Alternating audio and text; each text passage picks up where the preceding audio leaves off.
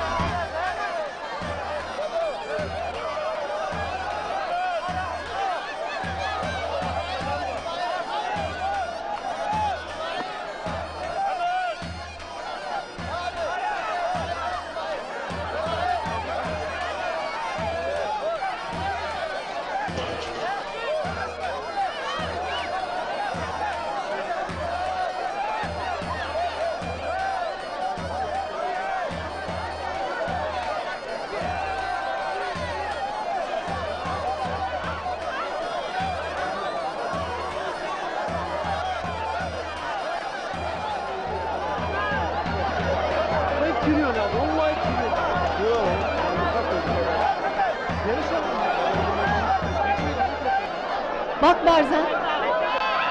Gece. Keşe! Keşe! Keşe! Keşe benim, ben Barzan!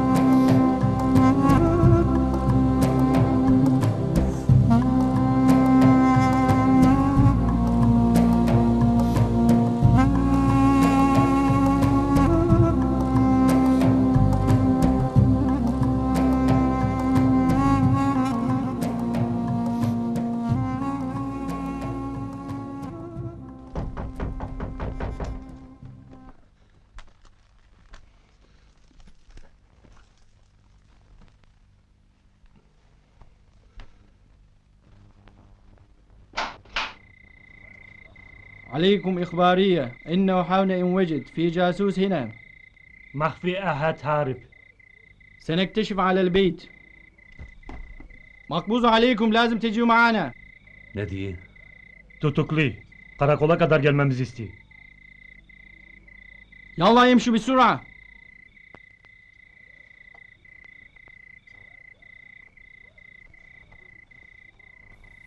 فلكي خايني تجرى المواكر تكوني مجنى وكون راكر تمالا مخراكر تزارو زيجي ما بخدش تلور تابر شاكر. هذا جاسوس سفيل. اربطوا هذا الجاسوس. فلكي يمان خايني يمان ببختي يمان يمان يمان Kaza yapacağınızı yapmışsınız. Onun bildiği bir şey yoktu. Bana yapın yapacağınızı. كفاية الظلم على البنت هي ما تعرف أي شيء يعملوا لي ماذا سوف تعمل.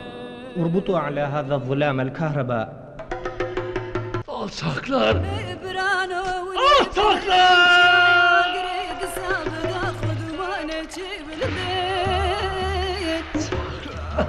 برانا ونبن رنجيا يا قريد سابدا خدوماني تشيبلندي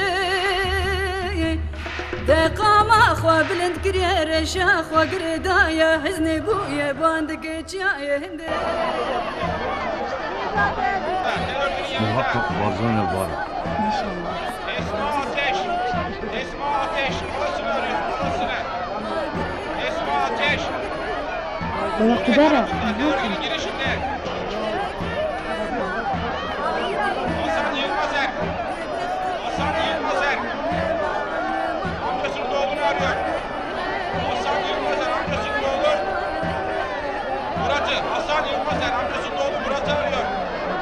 Suriye tarafında. Ali Ekber Ahmetoğlu. Ali Ekber Ahmetoğlu. Dolu bırak. Suriye tarafında. Emine Şenlik. Buyur sen şu tarafa bak. Türkiye tarafında terör günün yanında. Kocasını bekliyor Emine Şenlik. Türkiye tarafında terör günün girişinde. Ahmet Ali Ateş. Ahmet Ali Ateş. Kızı Şeyda'yı arıyor. Ahmet Ali Ateş. Kızı Şeyda'yı arıyor.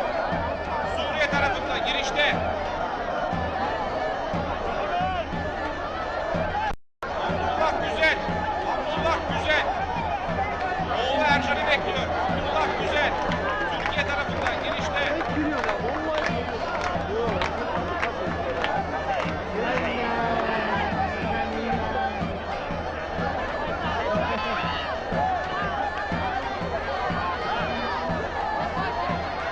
Muayeci yılı buraya. Var 50 vurur.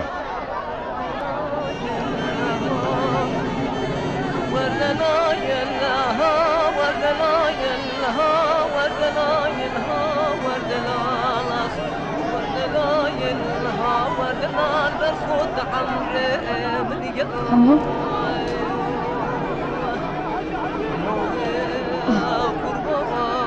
Türkiye.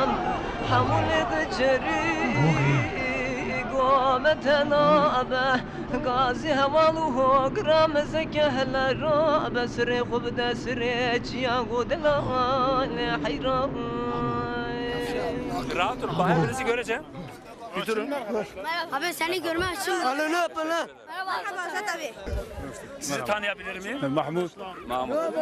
Nasılsınız? İyi misiniz? Allah razı olsun. Sizin akrabalar var galiba. He, Gidiyorsunuz. Suriye'de he. Sizin de akraba var mı orada? Gidiyor musunuz?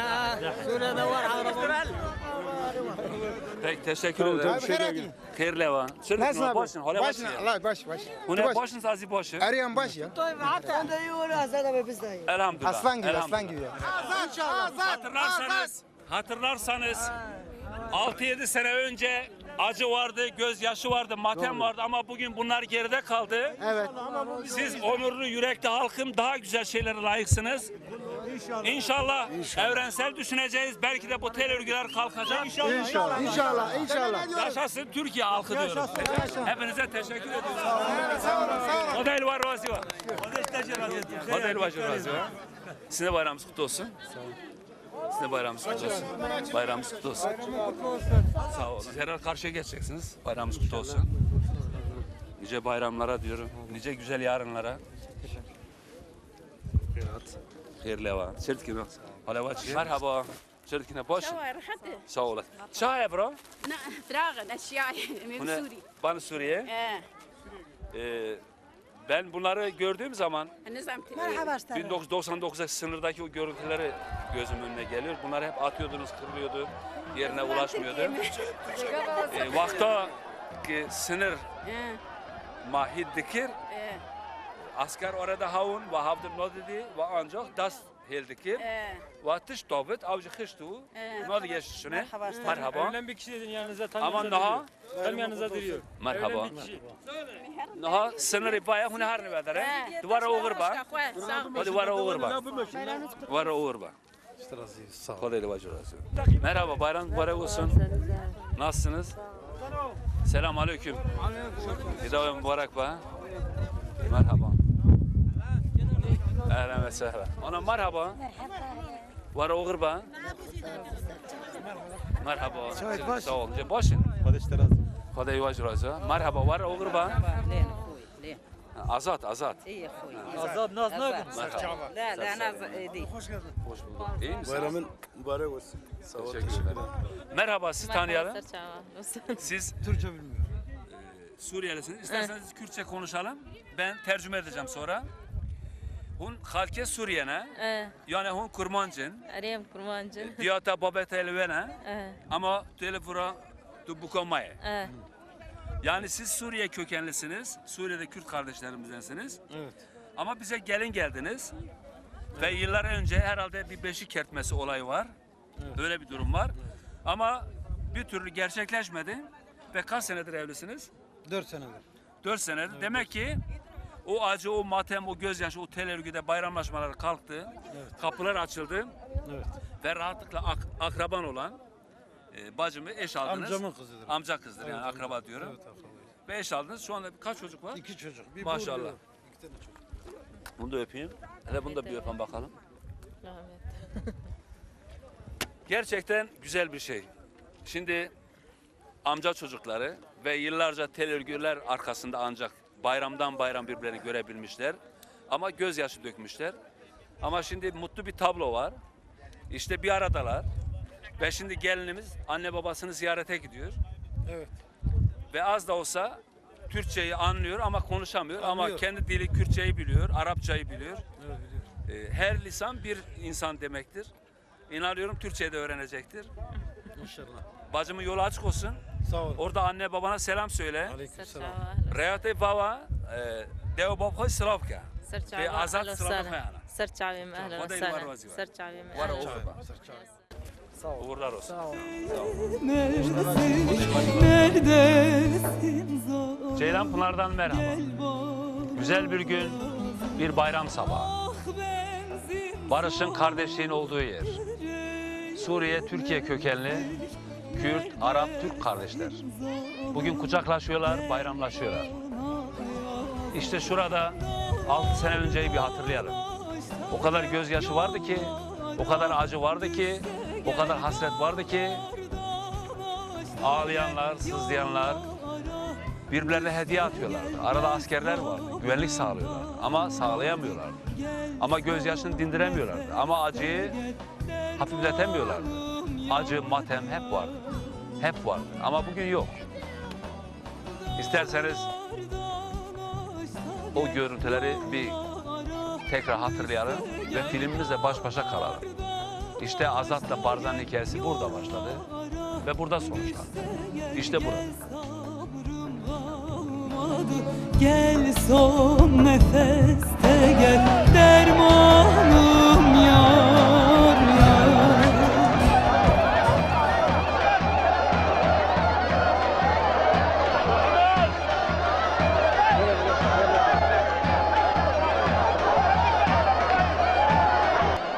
Bak Barzan. Gece. Keşe! Keşe! Keşe! Keşe benim, ben Barzan! Sen yaşıyor musun? Sana öldü de dediler.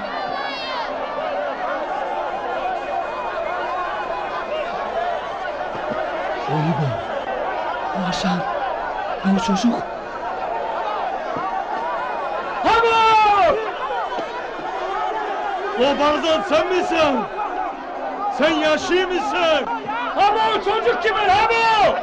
Senin için ölmüş dilerdi. Keşke ölmüş olaydın. Oo! Gece. O çocuk. O çocuk kimin? Hamur! Hamur çocuk kimin? Bahtalındır bu, Bahtalın! Bahtal, hayır Bahtal!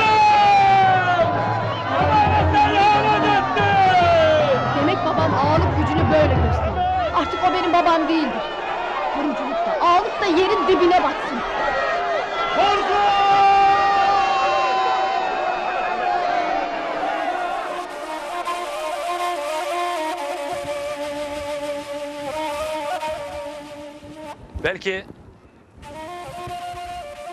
Belki filmde rol gereği bağırdım. Kece ile karşılaştım. Kece'yi gördüm. Çocuklarımı gördüm. Aynen bugün gibi hatırlıyorum. Belki rol yaptım. Ama o rolüm gerçekti. O rolüm o günkü yaşamın bir parçasıydı. O gün akan gözyaşların, o gün akan dramın bugüne gelen tohumun verdiği meyvelerdi. Yıllar sonra Irak'ta Suriye'ye mahkum düşmüştüm. Ve yıllar sonra Tel Aviv'e gelmiş. Ve karşıda Türkiye sınırında beni gözyaşlarıyla bekleyen eşim Keşe. Keşe. Yanında bir akrabam vardı.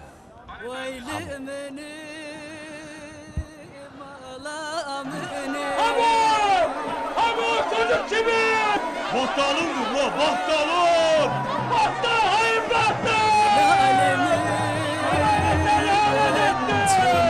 Demek babam ağalık gücünü böyle gösteriyor. Artık o benim babam değildir. Ağalık da yerin dibine batsın. Amcan bahtalındı. İşte o gün dünyam karardı. Şimdi o acılar geride kaldı. Ağlıyorsam, gözlerimde yaş akıyorsa sevinç gözyaşlarıdır. İşte buradayım.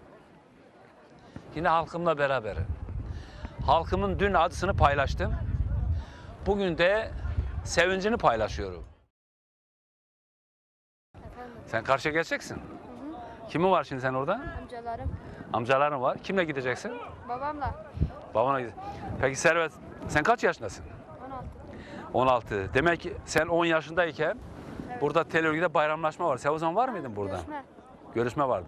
Hiç göründün mü sen? Küçüktüm ben. Burada o zaman Tel Aviv'ler vardı. Böyle açık görüşü yoktu. Ve gidip geliyorduk. Dunuz gibi değil de Görüşüyorduk. görüşüyorduk. Ama nasıl görüşüyorduk? Karşıda Tel Aviv vardı. Burada askerler vardı. Ve aynen buraydı. Hatırlıyor musun o zaman? Ben o zaman hatırlıyorum. Kimler vardı karşı tarafta? Karşı tarafta Suriyeliler vardı. He. Ve biz buradaydık. Siz buradayız. Peki ben o zaman burada film çektiğimiz zaman siz görmüş müydünüz? Evet. Peki size uğurlar olsun. O ne var? Deniz Bulut mu dediniz? Deniz Akbulut.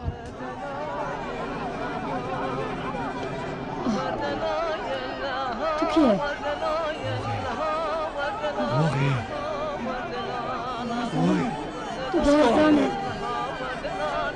Lazım.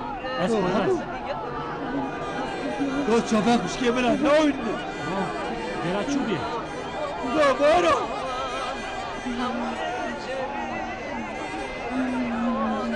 Ne oluyor? Çabakmış kemire, şey mi lan o? Buyurun, çabakmış kemire, ne oyundu? Ya ama! Ya çabakmış kemire, şey mi? Ne? Halıya mı sarmadan kulakın, ne?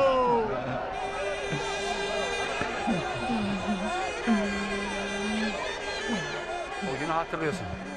Peki o günle bugün arası çok fark var. Bugün şimdi artık sınırda 6 sene oldu. En az gidecek, el öpeceksin. Onlar seni görecekler, kucaklaşacaksınız. Birimiz yemeğini yiyeceksiniz, birimiz yatağında yatacaksınız. Ama o zaman burada acı vardı, gözyaşı vardı. Onlar geride kaldı. Biz de ağladık. Ben hepsine beraber... Yaşasın halkımın barış kardeşliği. Yaşasın Türkiye halkının kardeşliği. Yaşasın Suriye Türkiye halkının kardeşliği. Yaşasın Kürt, Türk, Arap kardeşliği. Yaşasın İslam kardeşliği. Yaşasın onurlu halkın, yaşasın onurlu halkın.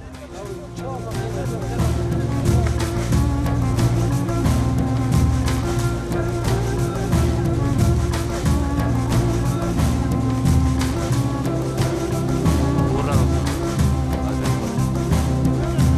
Bana olur bak. Sana olur bak.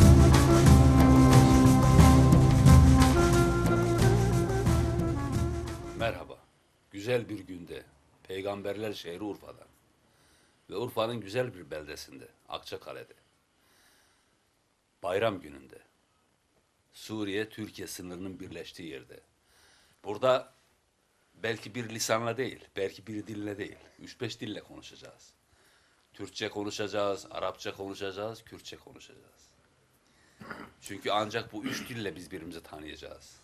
3 dille biz birbirimize hasret gidereceğiz. İşte şimdi başlıyorum. İsterseniz gelin bu insanların ana dili olan Kürtçe ile başlayalım. Sonra Arapça ile konuşalım. Ve sonra gerçek dilimiz, evrensel olan dilimiz Türkçe ile biz bayramımızı bayram yapalım. Merhaba. Merhaba. Çerdeki di başa. Elhamdülillah. خدا ایلتا راضی و که تام هشتر راضی مالاخا تام نبان کرد زعر دل خدا راضی به خدا ایلتا راضی و که تا اخرابه خواب و نوانه خواب تام تانش میشکرن بلا هیداوانجی mübarek با خدا سر راضی به الحمدلله. Diyorum ki Allah senden razı olsun ki böyle güzel bir günde, bir bayramda hem bizleri kendi evine konuk ettiniz, Böyle. hem de akrabalarınızla tanıştırdınız. Onlarla da biz bayram hasretini giderdik ve onların düşüncelerini, onların hasretlerini de beraber paylaşacağız diyorum. Şimdi isterseniz tekrar döneyim ana dile. Evet. Hun çan solun havdı hun novinna. Valla 20 سال زیده yani. Bir söz zede. Evet. Hun emrin nastıkına. Az var tahmindekim haf salon barev. Az hatımı bara, hatımı Ceylan Pınar'e, Evet. mı filme sınır kişant. Evet. Ama ve henge hanav, ve henge am halı doşa yerunan iştin. Ama ha sohbet nekir. Böyle. Ma am zaman zaman girin, zaman zaman am ma matan bağlamışkir. Zaman zaman ma acı kişant. Böyle. Ama haro Khadera şükür ki Elhamdülillah. hunel cihav doşa havrun iştina. Elhamdülillah. Diyorum ki tahminen 7 sene önceydi. İsterseniz biraz sonra vetereye gireceğiz. 7 sene önce biz bu acıyı yaşadık. Tel örgülerinin arka tarafında. Bizler bu tarafta, onlar o tarafta. Ve bunlar yakın akrabalardı. Bunlar öz kardeşlerdi. Ve bunlar öz amca yeğenlerdi. Ve bunlar teyze, hala çocuklarıydı.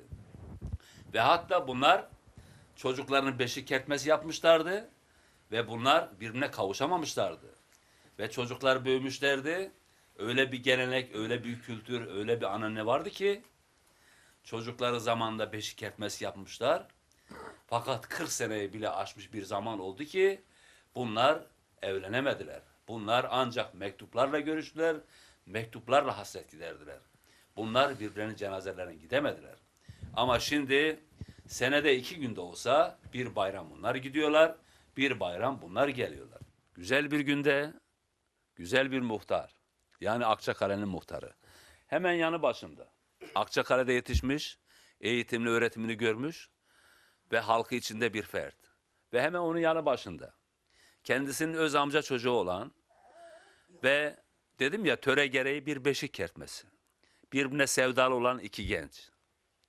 Ve hatta onlara eş paralel muhtarın da yaşamı. Muhtarın da şu an eşleri burada. Onlar da aynı acıyı paylaştılar. Onlar da dün gözyaşı döktüler. Dün hasret yaşadılar. Ama çok kısa bir zamanda, yani 5, 6, 7 sene. 7 sene önce o acılar sona erdi ve o acıları belki de biz dünyaya tattık. Belki de o acıları biz insanlığa sunduk. Belki de bu acıyı bize tattıranlar, bu acıyı bu insanlara tattıranlar oradan ders aldılar ve bugün tel örgüleri açtılar ve bayramlaşma oldu, akrabalık bağları perçinleşti. Ve hatta bu aşklar en az töreyle azatın aşkı kadar güzel, töreyle azatın aşkı kadar da fazla.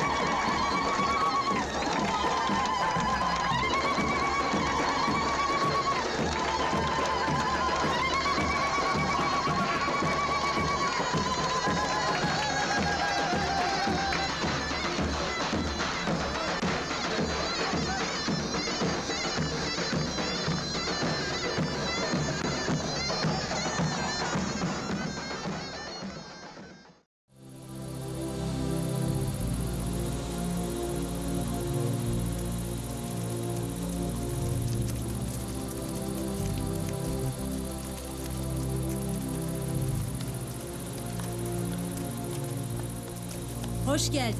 Hoş geldin evine. Gel. Sizlere bereketli rızık nasip etsin. Bir ömür boyu aynı yastıkta yaşatsın. Elhamdülillahi Rabbil Alemin. El Fatiha.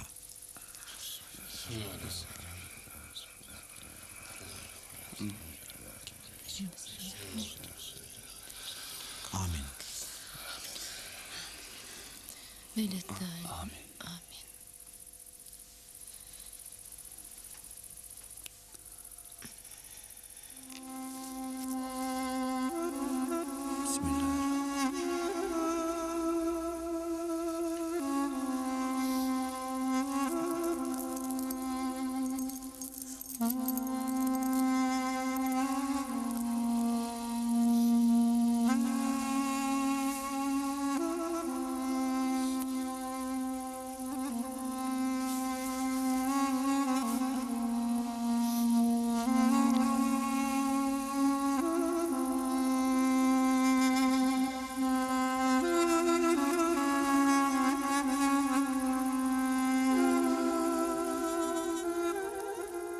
Töre ile Azat'ın aşkı dumanlı yolda yürüdü. Ve şu an programda da dumanlı yollar. Evet, şimdi sizi bir tanıyalım. Fevzi Toktimur, Akçakale'de oturuyorum. Neyle uğraşıyorsunuz Feyzi? Bakkalım var, bakkal. Bakkalsınız. Şimdi hemen yanı başımda benim bacım, sizin amca kızınız. Evet, amca kızım. Ve yıllardır öğrendiğimiz kadarıyla bir hasret giderdiniz. Evet. Ve 1999'a kadar tel örgüde ancak birbirinizi gördünüz. Evet.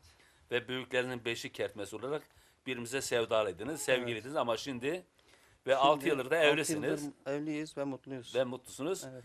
Ve o acılar, o tasalar geride Bitti, kaldı. hepsi 6 yıl önce bitirdi. Evet, şimdi 3 lisan biliyorsunuz. Kendi diliniz Kürtçe, Arapça ve Arapça. Türkçe. Ne güzel. Benim bacım da biliyorlar mı? Yok, Arapça biliyor. Arapça biliyor ama Kürtçeyi, Türkçeyi de anlıyorlar. Anlıyorlar. İsterseniz onu bir tanıyalım. Önce ismini söylesinler. Siz tercüme edin. Halime Toktimur.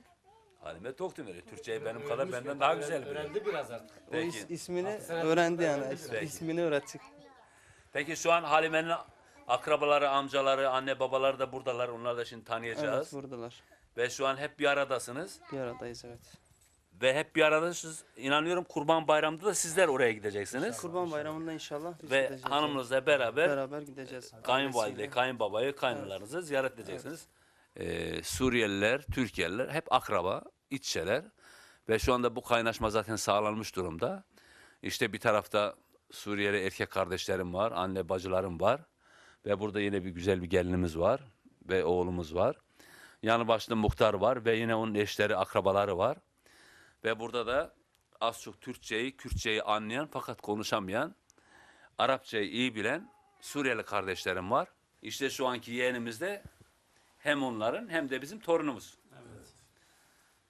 Peki bu çocuk şimdi Türkçe biliyor, Kürtçe de biliyor, Arapça da biliyor. İleride öğrenecek. İleride öğrenecek.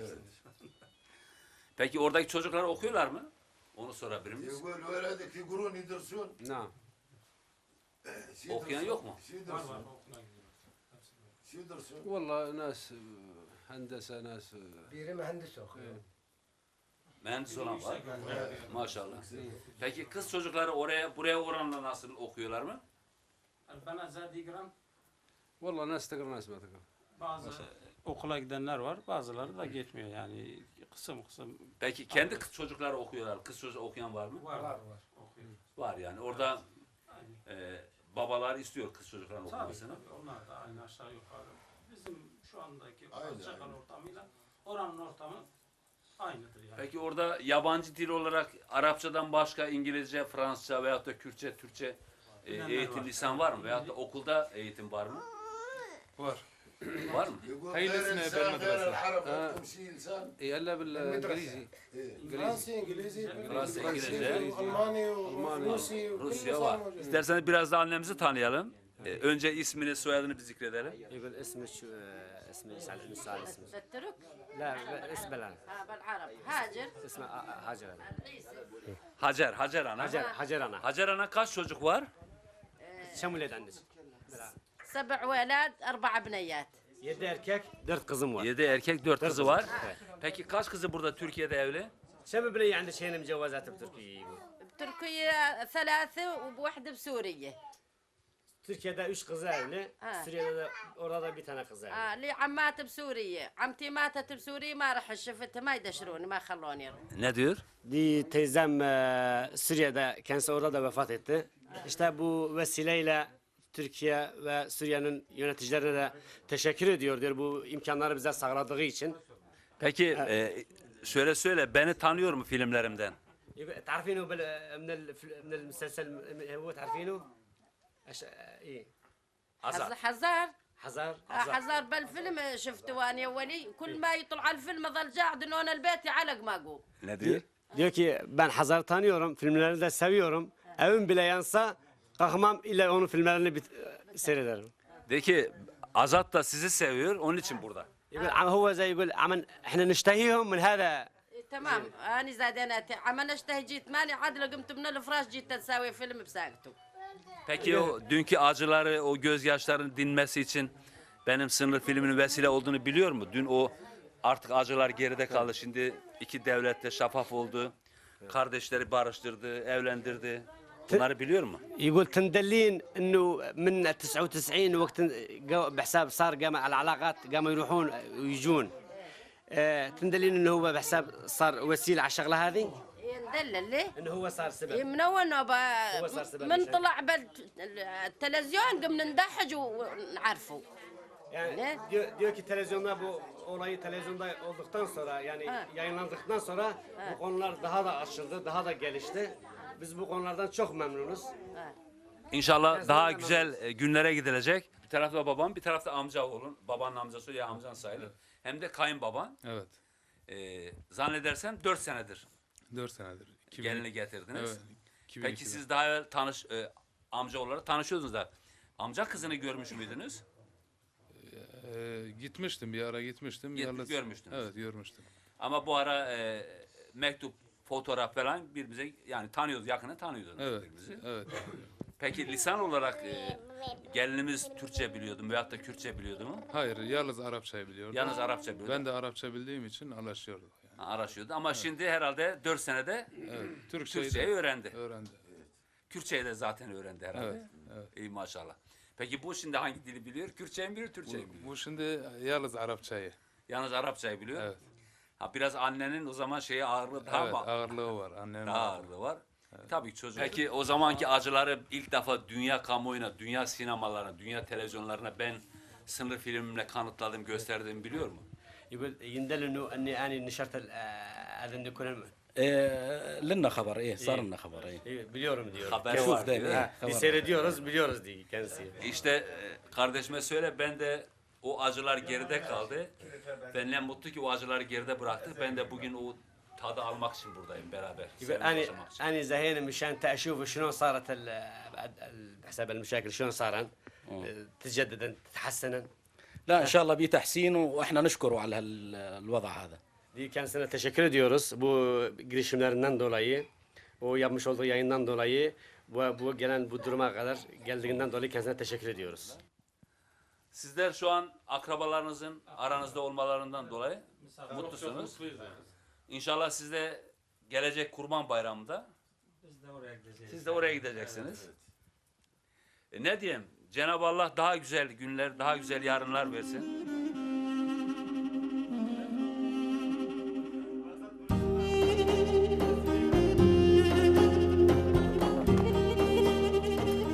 Siz amca çocuklar. Amca çocuğuyuz. Sen burada Evet, Türkiye'de. Evet. O Suriye'de kalıyor. Evet.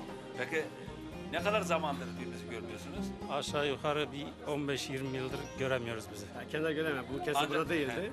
Sen Avrupa'daydın. Burada neredeydin sen? Ben daha önce Kıbrıs'ta kalıyordum. Kıbrıs'ta kalıyordun. Evet. Kıbrıs'tan aşağı yukarı 1 yıldır gelmişim. Daha önce onları göremedim. Yeni bayram dolayısıyla görüştük, geldik. Daha önce bildiğim kadarıyla tel örgüde ancak tabii tel örgüde. zor belayla görüyordunuz. Zor belayla, bağırışmayla, çağrışmayla birbirimizi ancak görebiliyoruz. Evet. Ben kendisine haber verdim. Evet. Haber verdim ki amca onun gelmiş diye. Ben kendisine haber verdim. O da hemen...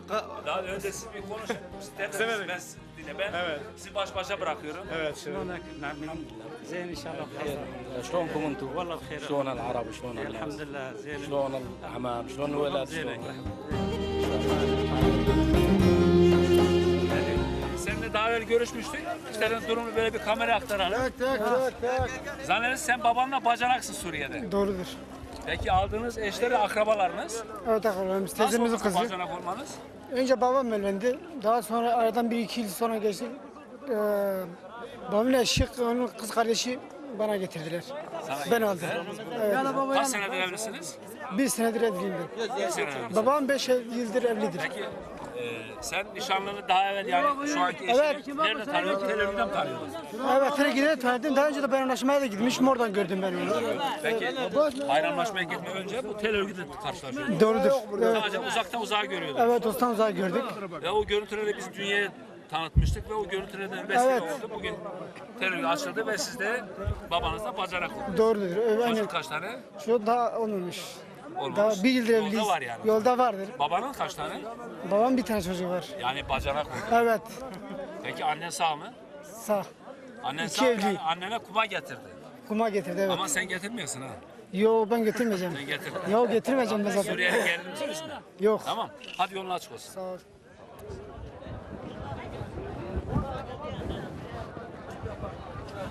Hayırlı bayramlar. Geçebilir miyiz? Teşekkür ederim. İyi bayramlar.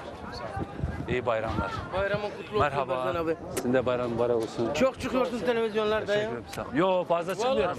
Nice bayramlara diyorum. Size de. Barzan, Barzan, Barzan, Barzan, Barzan, Barzan, Barzan, Barzan, Barzan, Barzan.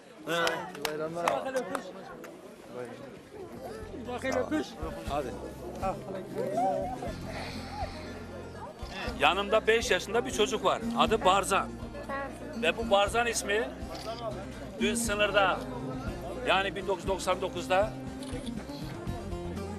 sınır filmiyle benim adım Barzan'dı. Bundan esinlenerek ismini Barzan koymuşlar. Umarım o da Barzan'dır, yiğittir ve cesur bir çocuk olacak. Barzan Barzan. El salla bakalım. El salla bakalım. Gurbet ele oranda hayli zaman yoldu. Ceylan gözlü o yâri sevdası hayal oldu. Kentin loş ışıkları sarmıyor sevdalarımı. Adressiz umutlarım kaybolur akşamları. Kentin loş ışıkları sarmıyor sevdalarımı. Adressiz umutlarım kaybolur akşamları. Gönlüme düştü ağlarım zaman zaman. Hasret yaman olsa da dayan yüreğim dayan. Gönlüme düştü ağlarım zaman zaman. Hasret yaman olsa da dayan yüreğim dayan.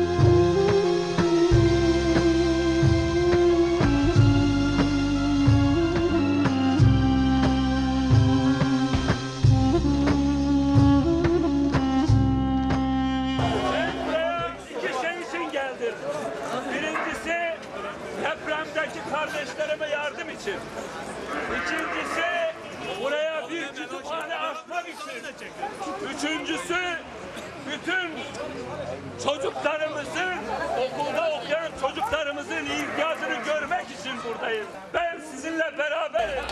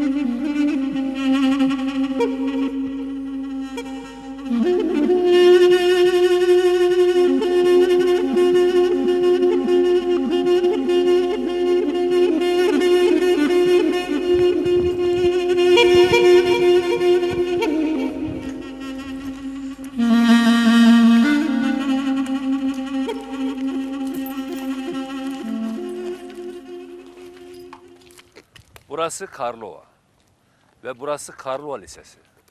Yani ilim, irfan yuvası. Yani çocukların eğitim, öğretim gördüğü yer. Yani medeniyetin olduğu yer. Ama her şey ortada. Şimdi kimlere ne söyleyelim? Kimlerden ne bekleyelim? Burası Karlova Lisesi. Yani Milli Eğitim'e bağlı. Yani Milli Eğitim Müdürlüğü'ne bağlı. Yani Milli Eğitim Bakanlığı'na bağlı. Yani Türkiye Cumhuriyeti'ne bağlı. Ama nerede bunlar? Yetkili birimler nerede? Peki buradaki öğrenciler nerede? Nerede eğitim görüyorlar, nerede öğretim görüyorlar? Peki bu okulun hali ne? Evet, felaket. Doğal bir felaket. Yani depremde hasar görmüş bir okul. Ama ne kadar zaman geçti? Tam 1 sene geçti bu deprem üzerinde, aşağı yukarı. Peki ne kadar mesafe yer edindik? Hizmetin neresine geldik? Hiçbir hizmet yok. Peki buradaki öğrenciler neredeler? Nerede eğitim görüyorlar? Ve nerede okuyorlar? Okuyorlar mı yoksa okumuyorlar? Okuyorlar mı yoksa okumuyorlar?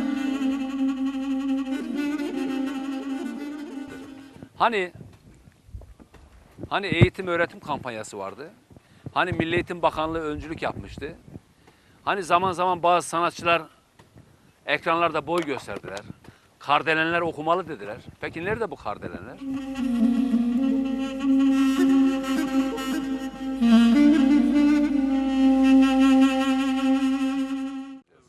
Hocam sizi tanıyalım.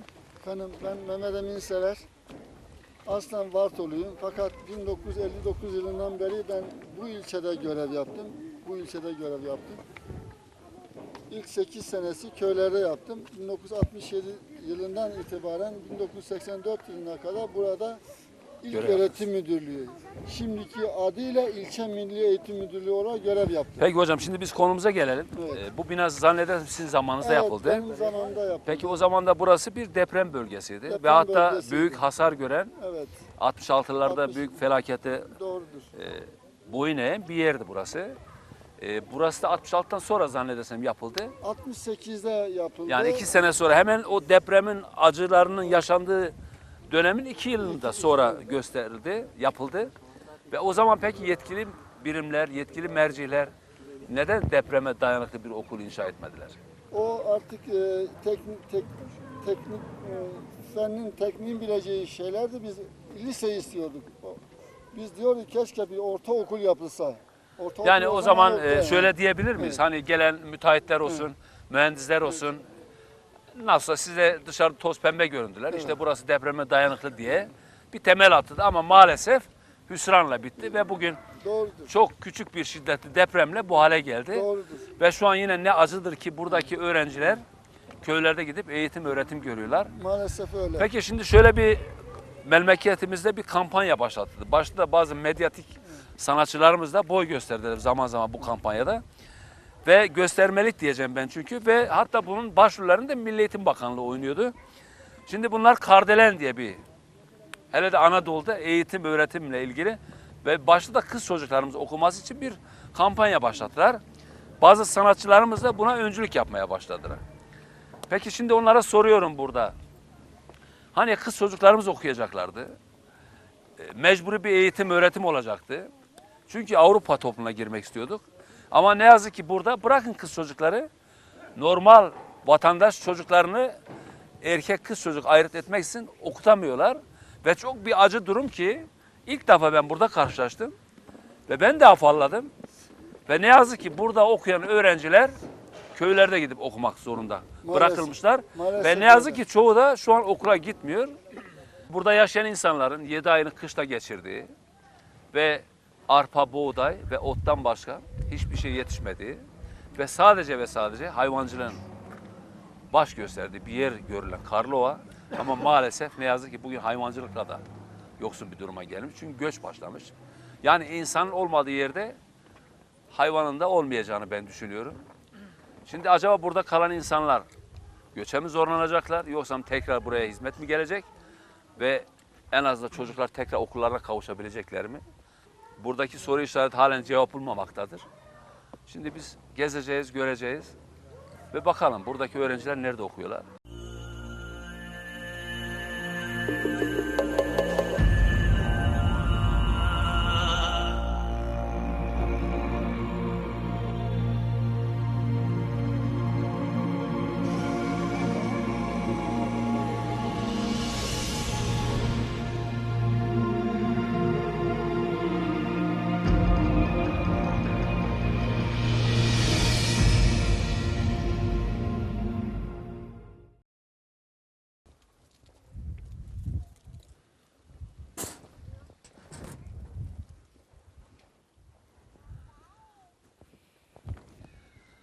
Biz hep birbirimizi kandırır dururuz.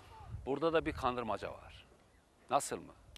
Hem de yetkili mercihler birbirine kandırıyorlar. Dedik ya, burası eğitime öğretime kapalı ve burası Karlova Lisesi. Ve burada ne öğrenci var ne öğretmen var. Ama ne yazık ki merasimler burada yapılıyor.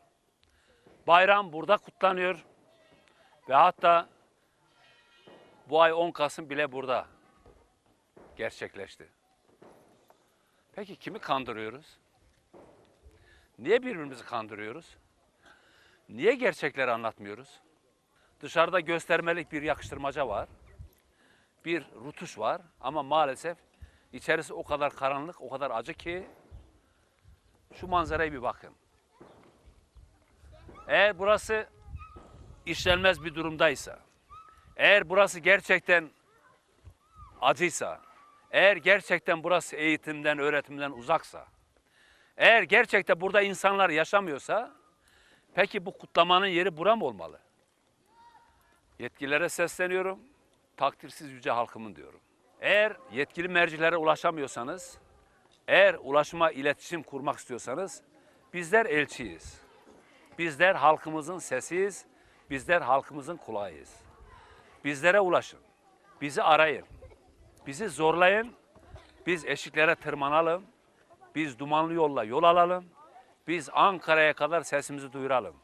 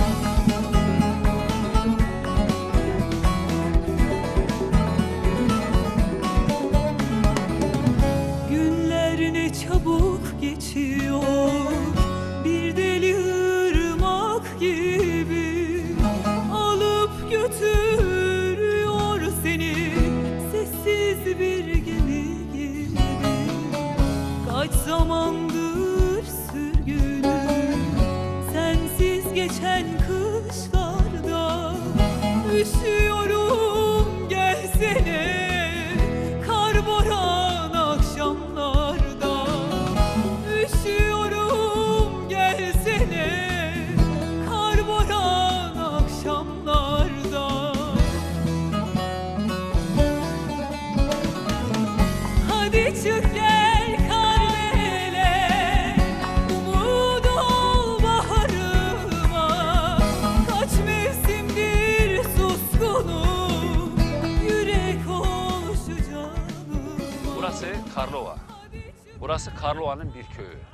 Tohlular Köyü. Ve burası bir ilkokul. Ve burada lise öğrencileri okuyorlar. İlkokulun lise öğrencileri mi? Hayır. Burası bir şehrin, Karlova'nın, bir kasabanın lise öğrencileri gelip bir köyün, yani Tohlular Köyü'nün ilkokulunda eğitim görüyorlar. Maalesef burada lise öğrencileri, Karlova şehrinin, Karlova kasabasının lise öğrencileri gelip bir köyde, Tohlular Köyü'nde öğretim görüyorlar. Siz bunun neresindesiniz? Biz de memnun değiliz bundan. Yani Karlova'da o kadar bak okullar açılıyor. Karlova'da bir doğru düz bir okul açılamadı. Lise. Seni tanıyabilir miyim? Adım Rümeysa, soyadım Bingöl. Karlovalıyım. Ama Karlova'da yaşamaktan hiç hoşnut değilim. Burada yetkili mercilere ne söylemek istiyorsunuz? Okul yapılması, gerçi biz bu sene sonuz ama bizden sonra birçok insan Peki gelecek. üniversiteye girebilecek misiniz bu şartlarda? Hayır, üniversiteye hazırlanmak için O hiçbirimizde zaman ben yok. anne babalarınız yerinde olsaydım hiçbirinizi buraya göndermezdim. O zaman boşu boşuna okuyorsunuz. Tabii Peki ki zaten. aileleriniz niye bu Ailelerimiz kaç defa bundan önceki kaymakamımız, şu anki kaymakamımızı tanımıyoruz ama şimdi bundan önceki kaymakamımızın yanına gitmişti. Kaymakam da demişti ki valimizin de haberi yok. Valimiz burada gayet ulaşım rahat aslında diyor bunlar ama hepsinin haberi var. Bunlar vurdum duymazlar. Bunlar kolluk sevdası. de yapamıyorlar. Peki. Burası Tohlular İlkokulu ve burada Karlova Lisesi'nin öğrencileri eğitim görmektedir. Kömür yok, odun yok, elektrik yok. İçeri işler acısı çünkü burası bir ilkokul. Bir ilkokulda bir lise öğrencisi ne verim alabilir? Bu çocukların günahı ne? Bunlar bizim çocuklarımız. Bunlar bizim geleceğimiz. Neredesiniz Ankara, neredesiniz? Bizim galiba doğuda yaşamamız, tek suçumuz o. Doğuda yaşamamız. Batıda yaşasaydık şu ana kadar çoktan bir okul yapılırdı. Evet, katılıyorum arkadaş. Şu an aynı. Evet. Hele ufaklık seni bir tanıyalım bakalım. Sen kaç yaşındasın? Lise 2. Lise 2'desin. Hı hı. Senin baban ne iş yapıyor? Manavcı. Manav. Senin baban ne iş yapıyor? Şoför. Senin baban ne iş Emekli öğretmen. Kardeşiz zaten. yapıyor? Senin Yo, yo, baban yok. ne iş yapıyor? Memur. Peki sen bu şartlarda nasıl okuyacaksın? Efendim? Sen bu şartlarda okuyabilecek misin? Biz de okuyoruz. Bizim okuma azmimize son verilmesini istemiyorsanız sizden de destek bekliyoruz. Biz desteğimiz de var, yanınızdayız ve Tabii yani bunların tüm dünyaca yani tüm Türkiye bu ülkemizin bize destek gösterilmesini istiyoruz. Yani bir iki kişinin yapabileceği bir şey değil bu. Biz lise sonuz. Lise son olduğu için bu sene dershane olması gerekiyordu. Bu sene okul deprem yüzünden hocam hasar gördüğü için buraya taşındık ve burada dershane yok. O için lise son olduğumuz için ya kazanma durumumuz da kötü yani. Yani dershane yardımını da istiyoruz sizden. Evet. siz bu yardımlar için de biz ÖSS'ye girmeniz için bayağı biz hazırlık geldik ve sizlere kitaplar getirdik. Bilmiyorum. Herhalde Keşke her insan sizin gibi duyarlı destek olabilse. amacıyla bir destek sağlamışsak ne mutlu bize diyorum. Şeyma Yetkin, biz sadece okulumuzun yapılmasını istiyoruz. Okulumuz yapılsa zaten üniversiteye kendimiz de hazırlanabiliriz. Zaten istediğimiz tek şey okulumuz. Ya okul yok, nasıl hazırlanacağız ki? Peki bir sene aşkındır deprem zamanı geçeli niye okul yapılmadı? Kimlerde İşte- suçu bulmalıyız? Ya onlar kaymakamların... Okulu yani ben inanıyorum ki başka bir yerde olmuş olsaydı şimdi çoktan yani yapılmıştı. Ben suçluyu halkı. Doğuya doğru düzgün eğitim gelmiyor, işte eğitim verilmiyor. Siz duyarlı, yürekli insanların çocuklarısınız. Siz yarının geleceğin göz nurlarısınız. Bu yetkili merciler sizi görmüyorlar mı? Ne olacak bu durum? İstersen onlara bir Vallahi iki... demek ki görmüyorlarmış ki tepkileri olmuyor. Peki niye aileleriniz bunlar tepkilerini göstermediler? Niye seslerini haykırmadılar? İlla birilerinin çıkıp gelmeleri mi gerekirdi? Yani yok ki. Yani. Peki şimdi sizlere sorsalardı daha önce, deselerdi bir kasabadan veyahut da bir şehirden gidip de lise öğrencileri bir köyde eğitim görüyorlar. Ne derdiniz? İnanır mıydınız? İnanmazdım ki yaşıyorum artık inanmak O zaman bu Türkiye'nin bir ayıbı. Gerçekten inanılması güç bir ayıp. Gerçekten yaşam koşulları ortada. İklim şartları ortada. Ve bu çocuklar kendi güçleriyle bir şehirden, bir kasabadan gelip bir köyün ilkokulunda üniversite hazırlık dönemindeler. Ve lise son sınıftalar ve bunların haykırışları gerçekten doğal olsa gerek. Neredesiniz? Neredesiniz Türkiye? Hadi çık gel Karbele, umut ol baharıma. Kaç mevsimdir suskunum, yürek ol şu canıma. Hadi çık gel Karbele, umut ol baharıma. Kaç mevsimdir suskunum, yürek ol şu canıma. Kaç mevsimdir suskunum, yürek ol şu canıma. Bunlar üniversiteye girecekler. Bunlar yarın umutları. Bunlar yarının gelecekleri. Peki nasıl mı okuyorlar? Niye buradalar? Bir sene önce deprem oldu. Okulları yıkıldı. Ama okul yapılmadı. Ama okul onarılmadı. Ama okul harap. Ama öğrenciler şehirlerinde değil, kasabalarında değil, bir köyde kendi iklim şartları adı altında kendi şartlarıyla geliyorlar ve bir köyde eğitimle, öğretimle baş başalar. Ama ne kadar başarırlar, ne kadar başaracaklar ve ne kadar kazanacaklar bunu zaman gösterecek. Biz de bunların acılarına, sorunlarına merhem olmak için, üniversite hazırlıkları için biz Kültürlü Gençlik Vakfı'nda üniversite hazırlık kitapları istedik ve geldi. Ve onunla beraber öğrencilere zaruri ihtiyaçlar da geldi. Burada arkadaşlar dağıtıyorlar.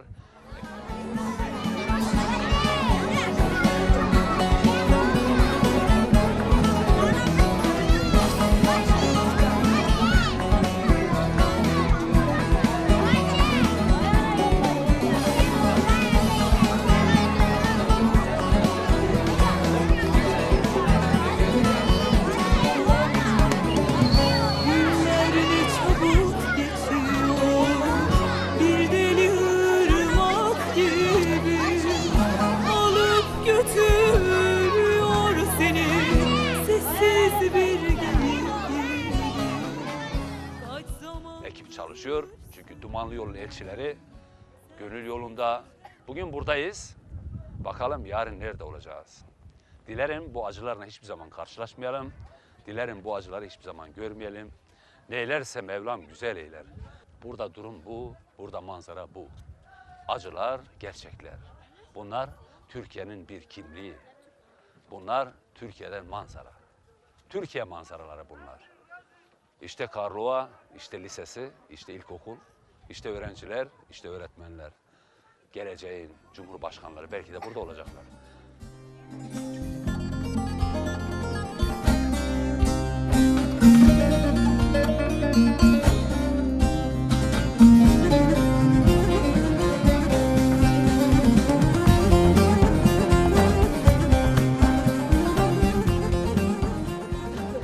İşte burası Türkiye'de bir manzara. Güzel insanlar, yürekli insanlar, eğitime, öğretime susamış insanlar ve onurlu insanlar kendi öğrencilerini yetiştirmeye üniversiteler hazırlık dönemindeler. Ama ne yazık ki bu yolla, bu gidişle bu öğrencilerin üniversiteye girme imkanları olmayacak. Dilerim bir an önce bu öğrenciler öğretmenlerle beraber okullarına girebilsinler ve üniversitelerine hazırlanma imkanları bulabilsinler diyorum. Yaşasın onurlu, yürekli insanlar diyorum. Yaşasın demokrasi diyorum. Yaşasın milli birlik, beraberliğimiz diyorum. Bu acı günler inşallah bitecektir. Ve afetlerin bir daha yaşanmaması dileğiyle sizlere saygılarımı sunuyorum. Bir de hoş görün.